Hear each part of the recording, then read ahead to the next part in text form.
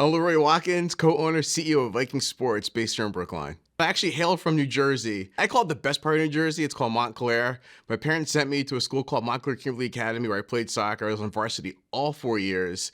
And from there, I had the opportunity to play soccer in college. I was looking at lots of different colleges across the country.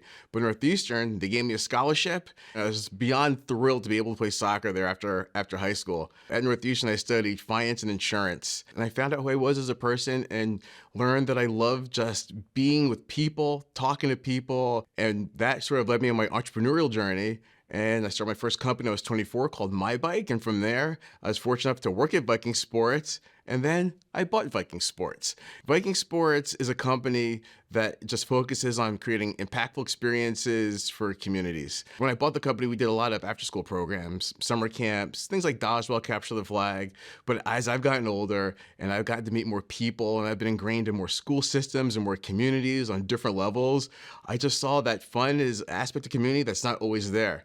So people are, hey, Leroy, can you do a field day for my kids at school? Hey, Leroy, can you do like a Ninja Warrior event? Hey, Leroy, can you do a team building event for my employees? And the answer is yes to everything. So Viking means different things to different people. And the more people grow up within Viking, and as kids get older and they turn to teenagers and grown-ups, they start CITing and working with me. And it's a really cool thing. Me and my wife feel that every kid needs to have the opportunity to play, regardless of situation. So we try to work with families, we try to work with school psychologists. So we have some inclusion programming. We have a partner in Lexington and they offer inclusion services. We try to do that here in Brookline.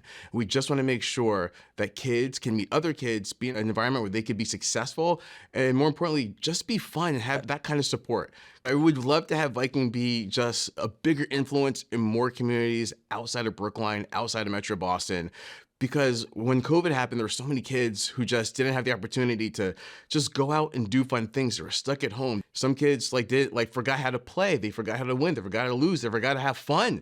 They just didn't get experience some of these things. And that part of their development is really, really important. The United States is a huge place. The world's a huge place. And I'm just one grain of sand in this whole beach. And I want to be able to go to more beaches and have more grains of sand and just be able to spread just good, positive experiences for people.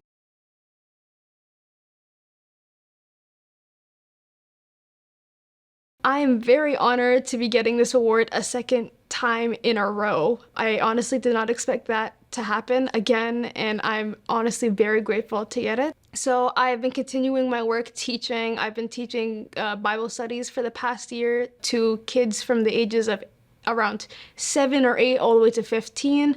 I've been teaching them on Saturdays repeatedly, just trying to get them to understand what's going on in the Bible. I've also been doing drama society a lot, the club for drama at Brookline High School. I just got given the role of exec for publicity, so I'm in charge of all the posters and the advertisement that goes up for the school. That's my job now, and I think I've been doing a fairly good job at that.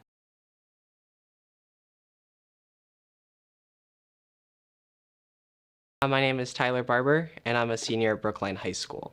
In school, I'm the president of the drone club. I've been doing that for about 4 years. We fly drones outside, we do photography, and it's just really a fun time. So my dream in the future is to get my private pilot's license, because I love flying. Right now, the only license that I could realistically get would be my drone license, my commercial drone license, my Part 107. And that was because I wanted to start a real estate photography business with my drones.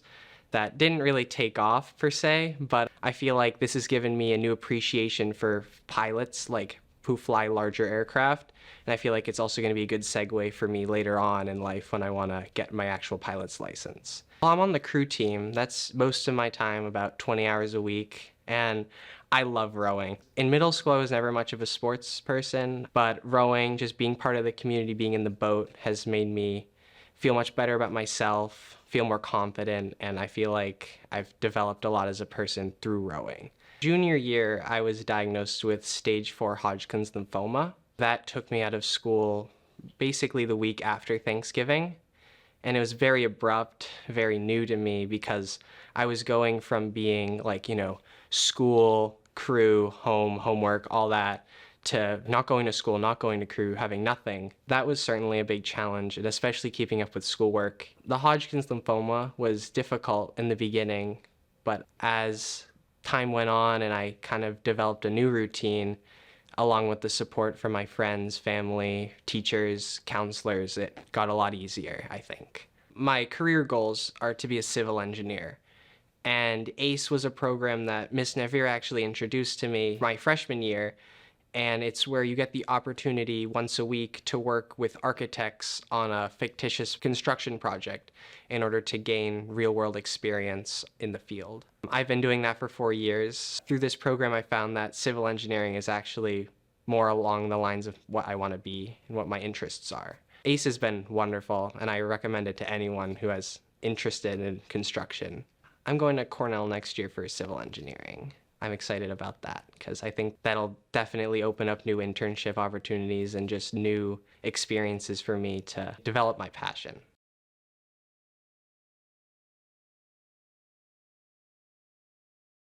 My name is Daniela Echeverria, and I am a senior at Brookline High School. In school, me and a very good friend of mine started the VHS animation club.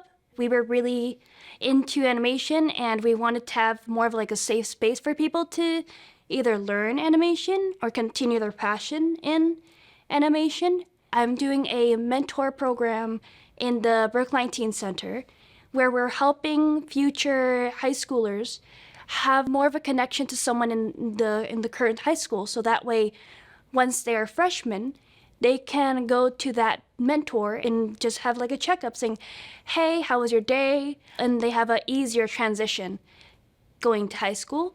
I was born with a heart defect. I had 2 open heart surgeries in my entire life. One was when I was, I believe, 2 years old, and the second would be when I was 16. After the surgery, there was a bunch of complications. My temperature wasn't rising as quickly as they wanted it to, so they put a heat blanket on me, and once they took it off, they realized that my leg was growing.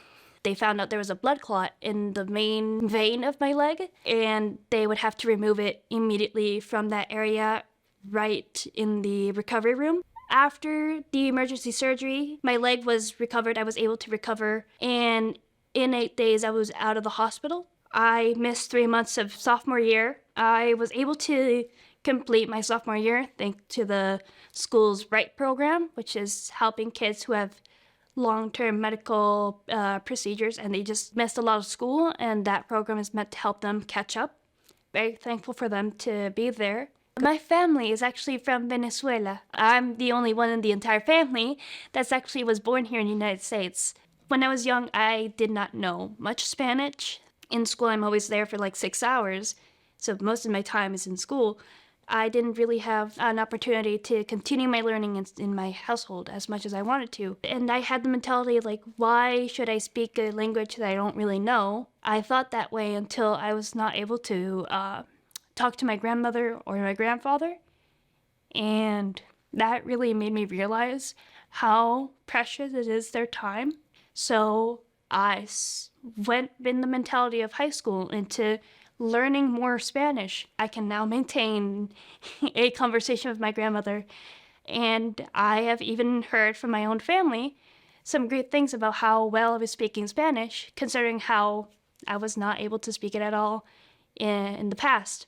I was actually committed and admitted to Brandeis University. I'm hoping to continue a major in neuroscience and maybe a minor in psychology.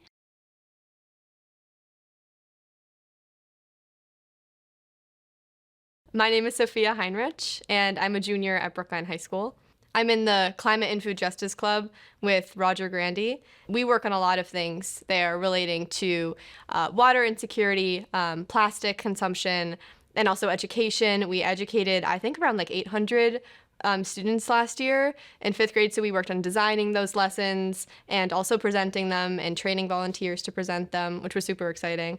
I'm also part of the robotics club here. We have an all-female robotics club, and we build robots, but we also help engage the community in robotics. So we lead camps, we lead scrimmages. I founded a nonprofit called the Brookline Exhibition. Our mission is to spread and promote creativity as a form of empowerment of our youth. I really wanted to, especially for elementary school students, we really wanted to give them a place where they could see artwork from high schoolers and be inspired to create themselves, and also to have a place to put their artwork and have a place to be proud of their work.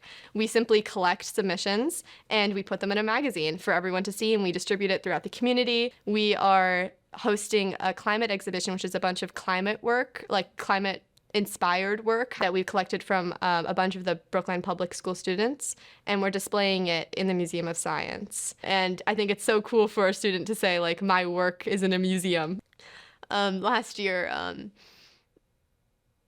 on May 15th, one of my childhood best friends passed away, pretty unexpectedly, obviously.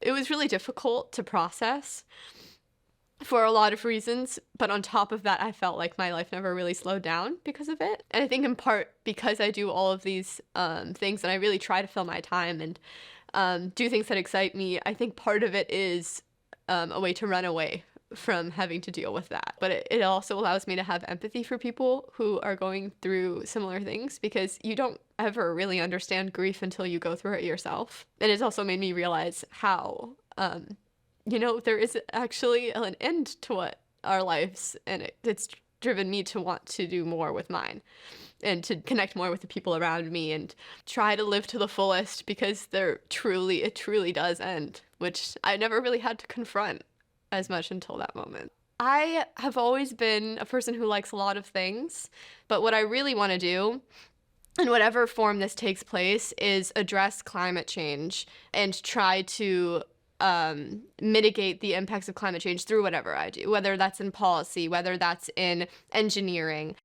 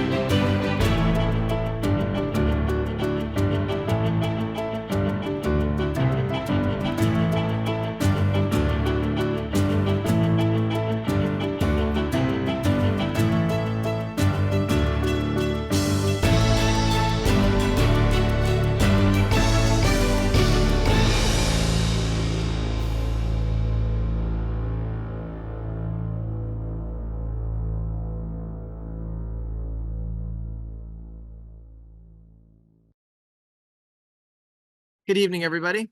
My name is Ben Hoff. I was the 2013 Youth of the Year, and I am honored to be here with the Brookline Cares team. Brookline Cares team, tell us a little bit about the work that you do. Brookline Cares is a volunteering organization where we raise awareness as well as funds to support people experiencing homelessness. It was started in 2021 by Brookline High School students, all or most of which being our own brothers. We've been inspired and we wanted to continue the work. And since 2021, we fundraised for the purchases of empowerment coats, which are coats that double as sleeping bags, and we've also distributed Bomba socks. Like Gracie said, we were very excited to follow in our brother's footsteps. And when they started it, it was more about education about COVID relief. But around now, it's more about providing for the homeless with these empowerment coats. Could you guys talk a little bit more about the impact that you've seen this have? Since 2021, we've raised over $20,000 and we've distributed over 200 coats to 15 different organizations in Eastern Mass. Not too long ago, we went to the Boston Healthcare for the Homeless, where we met with Dr. Gaeta and Dr. O'Connell and heard about the work that they do to help homeless people. They told us that these donations were really useful for them because of our cold winter months here in Boston. We also went to Tufts Medical Center, and we met with a team of social workers led by Susan Love. And she told us how the coats were really needed and how grateful she was for the donations. How have you guys managed to raise all the money to make this happen? The main way we do it is through fundraisers. Last year during Giving Tuesday, we had a fundraiser. We also had one around mid-February this year, which was a skate night where people could come skate around and, if possible, make a donation. How can the people in the audience tonight support you in what you do? So we do have a GoFundMe, and we also have a website along with an Instagram that kind of provides the link to the website. We're incredibly proud of our work, and we're honored to kind of receive this award and continue the work that our siblings had started, and more importantly, to expand the impact of the work on the lives of people experiencing homelessness. Bravo. And thank you so much for what you do. Congratulations.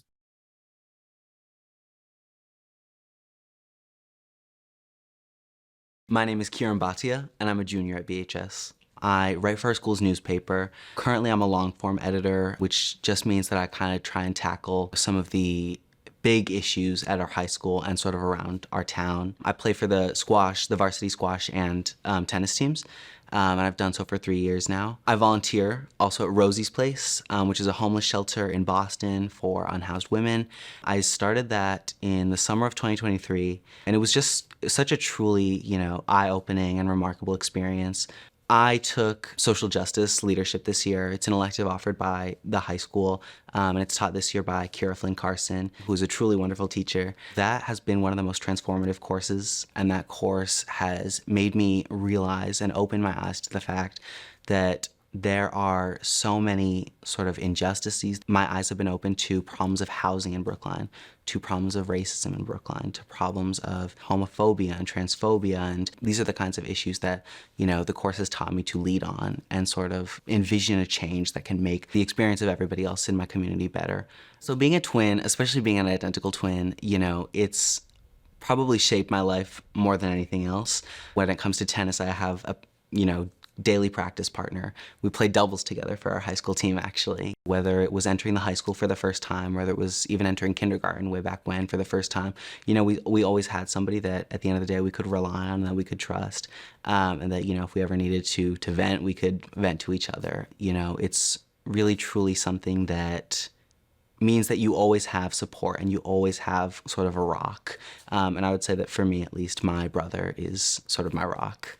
When I was 13, actually, my grandmother, who was kind of like the strong-willed sort of matriarch of my family, we looked to her for guidance. She suffered a stroke that paralyzed her left side of her body, rendered her to a wheelchair. And so that was incredibly hard for me, for my family. It's something that, I still struggle with, watching sort of her loss of independence. But I think that, we are a very, very close family and we're a very tight-knit family. And I think that, we've been able to get through that. We've been able to overcome sort of that challenge, face that challenge together. I think that in the future, I've always thought of myself as a leader. For the next 4 years, when I'm in college, I think that I would do the same. I would try to seek out, like-minded students who are also leaders, who are also change makers in their community. And I would love to sort of spotlight any kind of injustices, any kind of, problems that I see people in my community facing.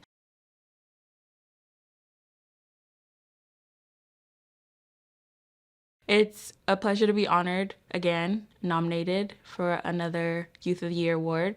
I'm still in the same programs that I was in, Black Student Union, SWS, Steps to Success. I was offered a TA position working with one of our culinary chefs to teach students how to cook and help in the kitchen. Additionally, I started a job at the daycare right across the street from here, and I love working with kids. They're so cute, so sweet. And recently, I started working as a part-timer at the town hall in the town's clerk's office, dealing with elections and ballots. Right now, I'm looking to figure out where I want to go for college. I plan on majoring in neuroscience, maybe a minor in psychology.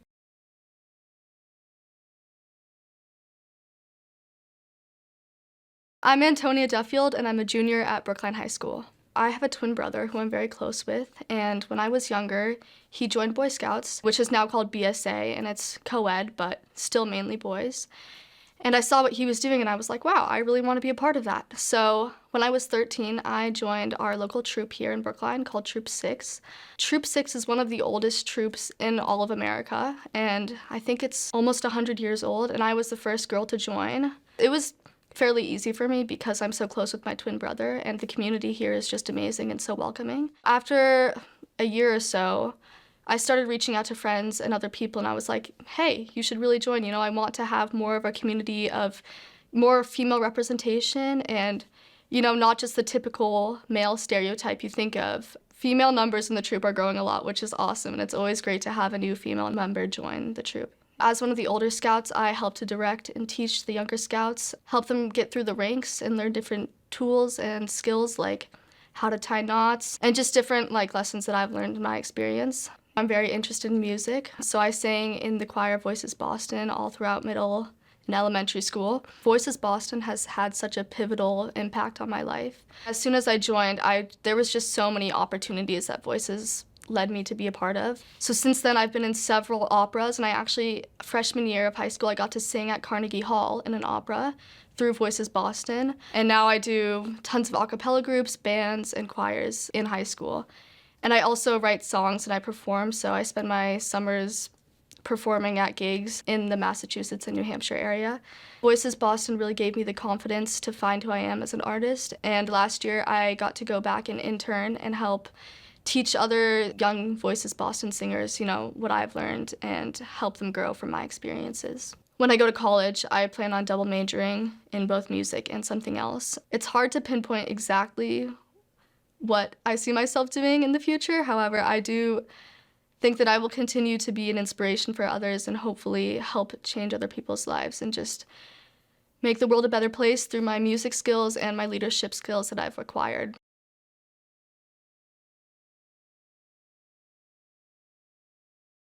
I'm Will Simkus Reddington, and I am a senior at Brookline High School. I started using drugs and alcohol when I was in 8th grade, and ever since then, I just had a touch for it, It was that, obsessive physical and mental obsession that I had with it. My rock bottom was when I, picked up pills, because that was something I told myself I'd never do, and I couldn't really tell you why, the reason I picked them up in the first place. I just knew from, there, my life was going, down a deep, deep hole.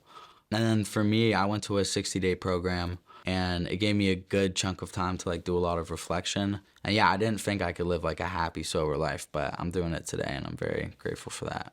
Junior year, I found ACE because I just got out of rehab.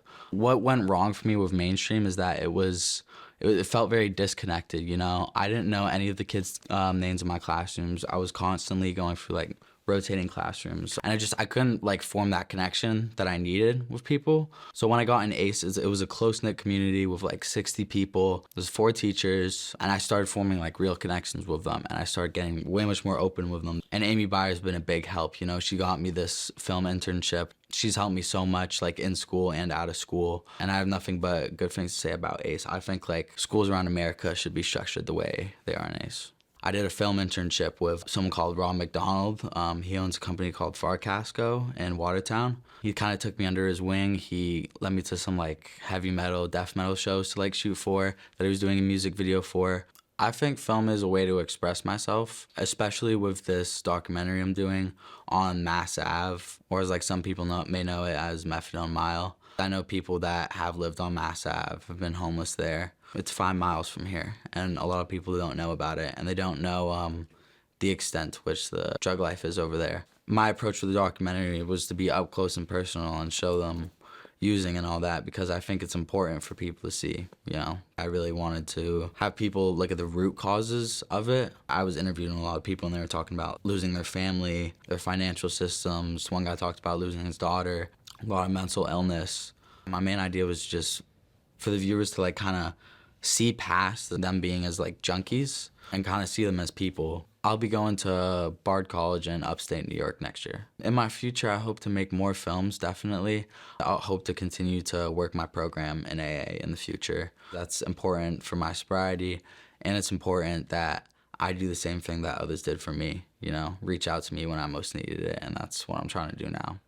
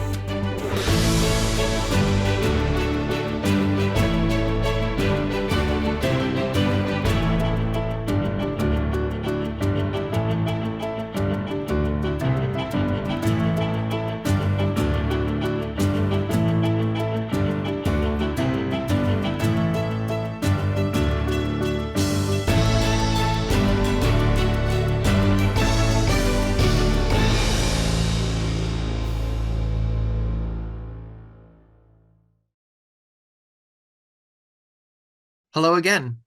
This time I am back with the CCB Intergenerational Discussion Group.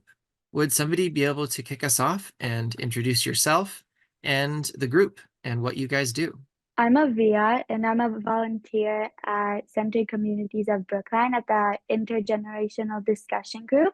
We meet every Wednesday and we have a different topic that we discuss between student volunteers and residents at the building. These groups are amazing, the discussion group. Everybody's so warm-hearted. We come in, we give each other a hug, we ask how our week was.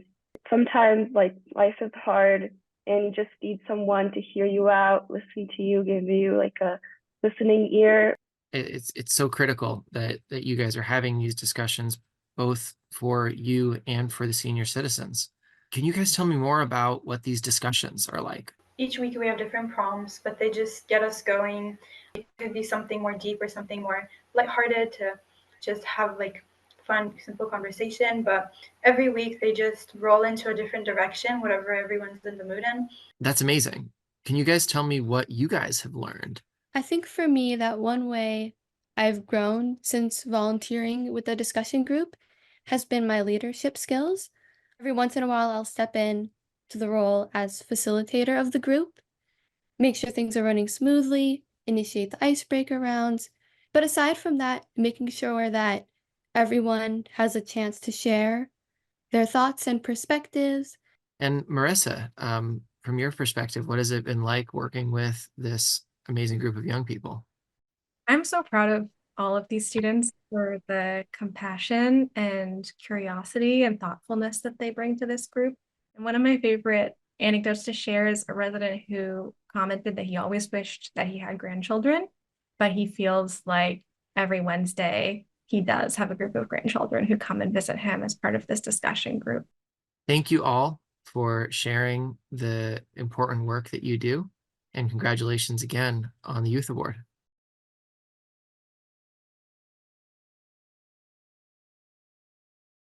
My name is Gio, and I'm a junior at Brookline High School. One thing that I do that means a lot to me is this initiative that I started at the high school, which is called the Brookline Data Initiative.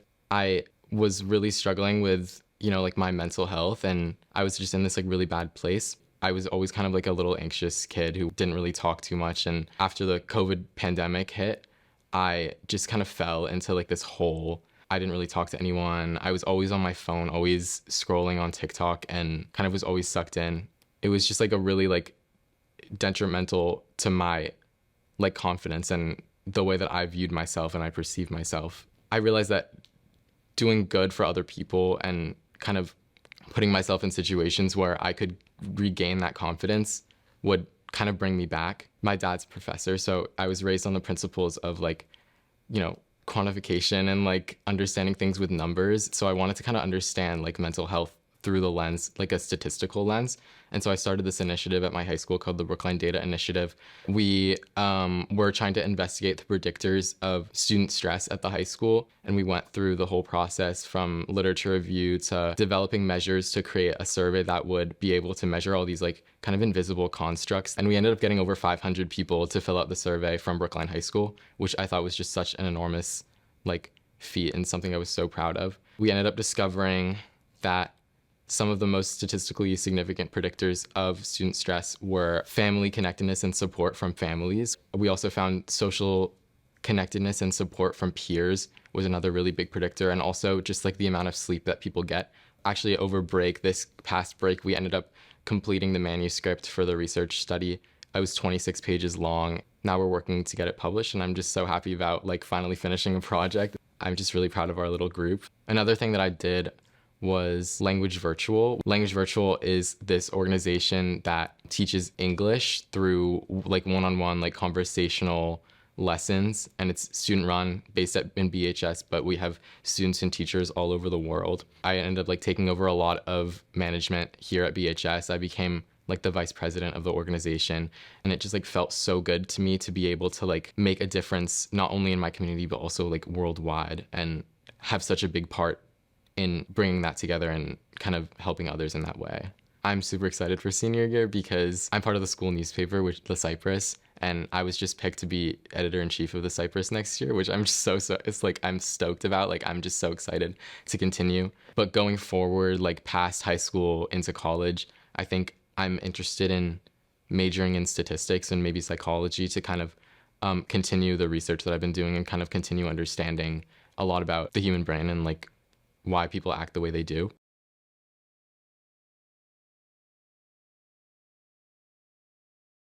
My name is Morgan Grace. I'm a senior at Brookline High School. I'm really into like advocacy. When we had some issues surrounding race and people not being sensitive to other people's races and being respectful, I was one of the main people when it came to like organizing and speaking out and writing a letter to school officials. There was an incident of a kid in our grade.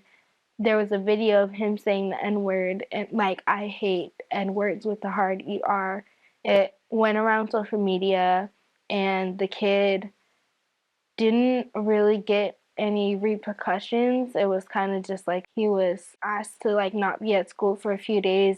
We wish there was more, like him like actually being told that like why it's wrong to say those things. Even if you don't mean it, it's just like it deeply hurts people who like have history with that word and it being used against them. So we had walkouts. In result of that, the school started a process of creating a bill of having actual plans of repercussions for when students do that.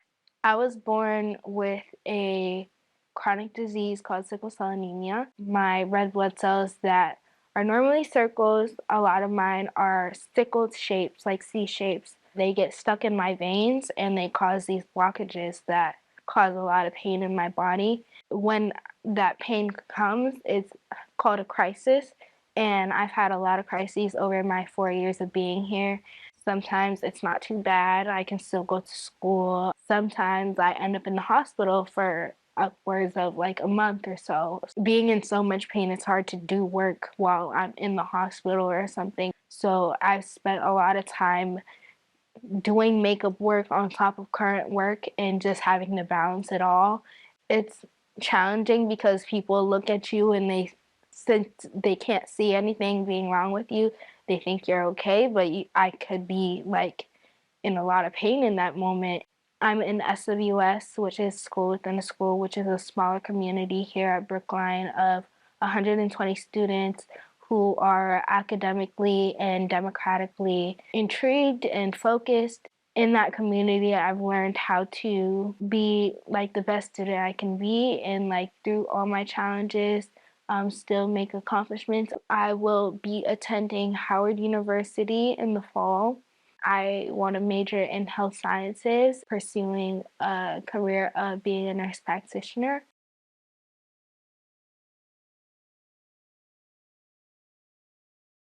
My name is Ezra Kleinbaum, and I'm a junior at Brookline High School. One issue that's really important to me is animal rights. On a very basic level, I think we all have a duty not just to not harm others, but to try and help those who we can help. Since 8th grade, I've been attending protests almost every weekend. And for the last 2 years now, it's been like 2 protests a weekend, mostly against stores that sell fur. I worked on the successful campaigns to get Neiman Marcus, Montclair, Saks Fifth Avenue, Canada Goose to go fur-free, and also local places. The protests have been so successful, actually, that there isn't really anywhere in Boston that sells fur anymore. Right from the start of my freshman year, I started an animal rights club at the high school because there wasn't one. And one of the first things that we collectively decided we wanted to work on was getting more plant-based foods into the cafeteria, because at the time, really everything in the cafeteria was animal-based. As a club, we reached out to Sasha Palmer, the director of food services at the public schools of Brookline. We pitched the idea of Meatless Mondays being just one day a week when we wouldn't serve any meat in the cafeterias. Sasha, who's an incredible person and I've worked with a lot more over the last couple of years, was open to the idea. We drafted menus and had to figure out how to draft menus that met USDA federal school food requirements. We made a video that was played in advisory to every student in the high school. We made posters that went up in every cafeteria in the district and in hallways around the school. And that first year, Meatless Mondays were just in the high school, but it was really successful at the high school. And so the next year, they expanded to the entire district. All 9 schools participated in Meatless Monday. Around that same time, my sophomore year, along with town meeting member Shira Fisher and members of my club, we drafted part of a sustainability policy that said, among other things, the district will move away from unsustainable foods, including but not limited to meat, poultry, and fish, and will move instead towards more sustainable plant-based foods. And just a couple months ago, Sasha Palmer, the food services director, signed the public schools of Brookline onto what's called the Forward Food Pledge, and committed to 50% fully plant-based foods by 2027. Next year, I'm looking forward to senior year. I'm looking forward to continuing a lot of the work that I'm already doing. I think I'd really like to take a gap year after I graduate, spend some time either on trail crews, on public lands, or potentially even forest firefighting, and then college after that.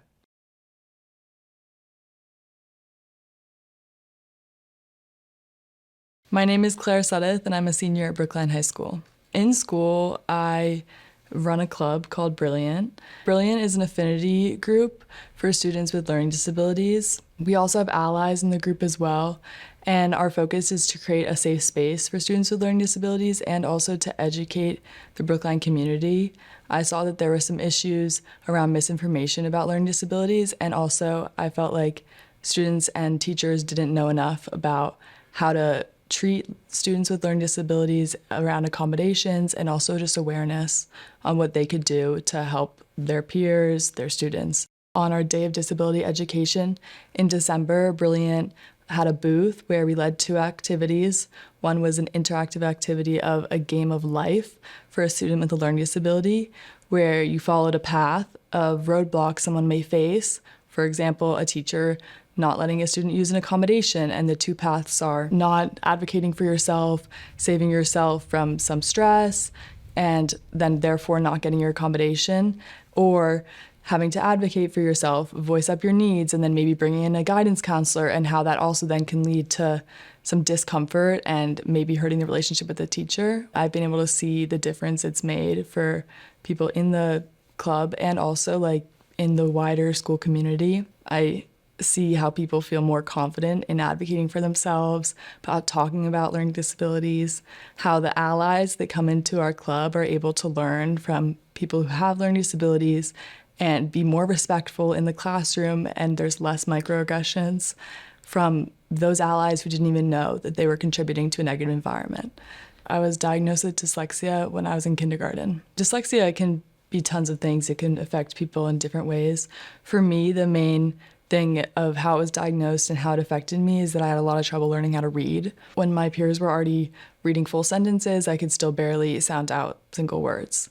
And it took me a long time to be able to catch up to where my peers were. That meant a lot of like one-on-one with a learning specialist, and also it came with a lot of feelings that I was less intelligent than my peers because I didn't pick up on things as quickly, and that was through all of school. So next year I'm headed to NYU. I'm so excited. It's my dream school, and I'm studying psychology. I am hoping to be involved in one of their like living learning communities where I'm able to do some social justice work.